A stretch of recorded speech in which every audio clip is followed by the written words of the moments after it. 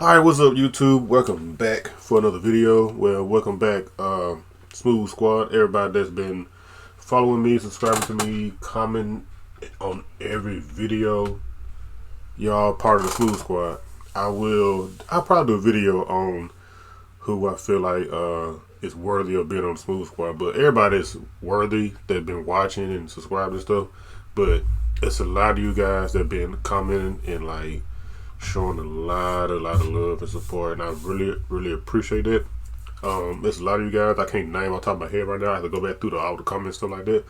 But I was gonna do my last video with the backdrop and stuff, but that's too time consuming and stuff. For us like the editing, exporting, and uploading to YouTube, it took about 3.5 hours because my editing software, I guess it was, I don't know what it is. It just, I don't know. But anyway, we're gonna do it back the old way. I know you guys still appreciate these the way I do it like this, but we're gonna get right into it. We got 5 times Allen Iverson sought revenge. Now this is my favorite player of all time. In case you guys didn't know, I said it plenty of times. Well, probably not a lot of times. I don't even do a lot of Allen Iverson videos, but I'm probably gonna start doing a whole lot of these videos if you guys like them. But yeah, he's my favorite player of all time. Anyway, let's get right to the video. Yeah, they did my boy Iverson wrong, I guess, and he got him back. So there you go. Oh, shit. Price. Hold on. There's Price.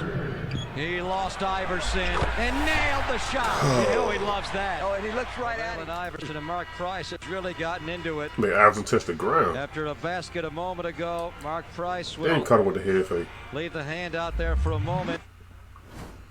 Revenge. What? Shout out to Cosgrove for the video. No matter how minuscule it might have been, if Allen Iverson felt you did him wrong, he was going to get even one way or the other. His stature may have been small, but his toughness was off the chart. Now you see that? Iverson's only 6 foot tall. Dennis Rodman like 6'7", 6'8". Iverson wasn't scared of Dennis Rodman. He wasn't scared of anybody. That's if part you of why I got like on him. his bad side in any way, he would straight up bury you. So stick around if you're interested in hearing about 5 times Allen Iverson sought revenge. Enjoy the video. One of the worst feelings you could have on the court is when you think you're totally unguardable, but then someone comes along and humbles you real quick.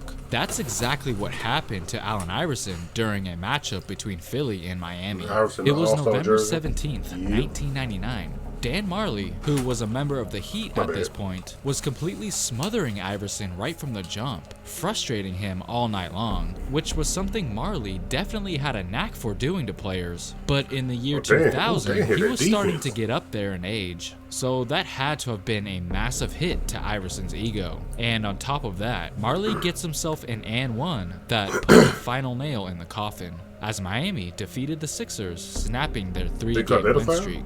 And Dan Marley was immediately praised about his excellent defense on AI after the game. Well, Dan, didn't nobody, everybody thought I was gonna come and stick him. I wanted to come and stick him, and but coach said no, we're gonna put Dan on him, bigger, stronger, not faster, but just bigger, stronger, and Dan did a good job. Now, fast forward just a few months later, it was in Philadelphia once again. It might have took place on the same stage, but what transpired was a completely different story. Snow finds Iverson, 4-3. Splash. Not a big percentage shooter out there, Allen Iverson. Iverson for the win. Splash. Kaboom. Said kaboom. Oh, okay. Allen Iverson for the night has 16. Hit with a jab, a crossover. Iverson knew exactly what to expect this time and came prepared with his bag of tricks. Now, he trailed by 14. Iverson, oh, brother. Caught with a crossover. Shake and bake move that was. That boy was relentless. I tell you, man, he was relentless. All sorts of directions there. You could tell Marley was demoralized by the end of the night, as Iverson was not going to give him the satisfaction of shutting him down this time. That crossover. As soon as Tyronn Lue shows up in an Allen Iverson video, you automatically know the humiliating play that is about to be shown. But once you hear about the kind of things that led up to that moment, you're gonna think he 100% deserved it. Ty had some defense, but he was like... In the 2001 NBA Finals, no one thought that the Sixers had a chance to beat the Lakers. But in Game 1, Allen Iverson believed otherwise. He scored an amazing 30 points in the first half alone, and was out to prove everyone wrong. But in the second half, he suddenly went cold, and Ty Lue looked to be the reason why. They go up to 9, maybe 3 with a 10 to 3. Oh, the steal! That was telegraphed, and Tyronn Lue was right on it. But get back, he did. Gets a big steal in the layup. Here's another. Well, see, that wasn't Iverson's fault right there.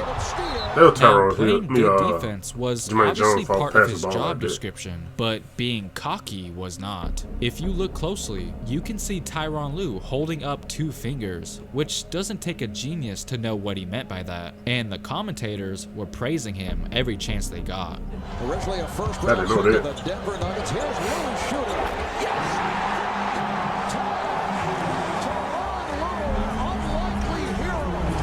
The broadcast certainly made it known the kind of impact Lue was having on the game. This graphic shows that Allen Iverson scored 38 points in the first 29 minutes, but only 3 points in the 15 minutes after that. Well, the next one that popped up on the screen seems to explain why in fine print. The Lakers outscored the Sixers 32-19 since Lue entered the game. Tyronn Lue was limiting Iverson and was definitely having his shining moment. Iverson will be dreaming about Tyronn Lue tonight. Well, that may be true, but Ty Lue will be dreaming about Iverson for the rest of his life after this. Iverson, bothered by Lue. Oh, come here. Iverson. How about that? Steps over. Yeah, looked at him. That display of arrogance was probably a bad idea. I think it's safe to say who ultimately got the last laugh. No one expected that to happen. You were hot early. You cooled off because of the defense from Tyronn Lue. How did you get it back? It was holding me the whole time. We were battling. Basically every time we played against each other. You know, he always took a challenge when it came to me. No, seriously, he wasn't kidding. That was definitely not the only time they clashed. In fact, the fans didn't have to wait very long after that finals. Literally just the next season, Tyronn Lue was now a Washington Wizard. And it looks like their trash talk picked up exactly where they left off. Neither one of them are resting their mouth. What are they talking? They talking. I guess Lue did not learn his lesson from what happened just 5 months prior, as he would end up on the ground once again. Much. That shit was rude as hell. Oh, he missed a shot. Obviously not as famous as the step over, but man, honestly, probably just as bad if you ask me. Yeah, just a bad. Maybe do a split. This is literally the epitome of instant revenge. As you can see, Anthony Carter of the Miami Heat smacked Iverson right in the face. Here's a close-up. Then, just like you would see in the movies from An Unstoppable Force, Iverson smiles back at Carter right before draining a 3 in his face, then proceeds to yell, "He can't guard me," on his way back down the court. That had to have been pretty satisfying. We always hear stories about when players get starstruck when they meet Allen Iverson. Well, when Iverson first met his idol, it didn't quite go down like he envisioned it would. Look at it. My favorite 2 players of all time, Iverson and Jordan. Oh, excuse me. Iverson idolized Jordan, idolized both of them.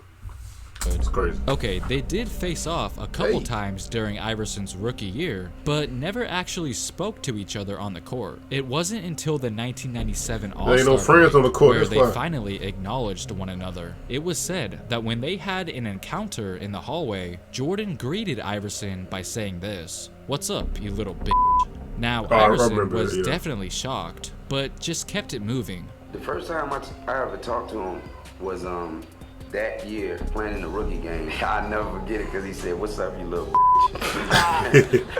I'll never forget it. Who knows what Jordan's intentions were? He may have been trying to intimidate him for all we know. Regardless, Allen Iverson kept a mental note of what he said and saved his response to that question for their very next matchup. On March 12th, 1997, for this very moment, MJ was no longer his hero. After what he called Iverson during the All-Star break, he was now the enemy. Iverson has Jordan. The crowd is into it. Allen shakes. Mike said no. I watched that game too, because I had to now watch that game. that's how you answer a question. It took him some time, a month to be exact. But sometimes it takes a while to execute the ultimate revenge. I trying to figure out where he was. I went to a Charlotte game. I live in Charlotte. Man was in the back and we was talking, and I was telling him how much I loved him and admired him, and telling him how much he was my hero. And he was like, "Well, I couldn't have been too much of a hero to you if you crossed me like that." Those were just 5 times AI sought revenge. There are plenty more stories I could have talked about, but those were my favorite. Feel free to comment down below what your favorite all-time Allen Iverson moment is. And of course, you're more than welcome to like and subscribe. Thanks for watching. Alright, bet. Man. Iverson was always out to get his revenge, and he would get it every time. Every time. Thanks for watching, y'all. Subscribe if y'all new. Comment down below what you think about the video. Comment down below any ideas for me to react to. I'm not running out of ideas. It's just that I want to do videos that you guys want to see. This is all for you guys, not just for me. This is all for you guys. But yeah, Iverson was a dog back in the day. I just wish he could have got a ring, man. It just happened that way. Alright. Y'all be easy. Stay smooth. Stay blessed. I'm out.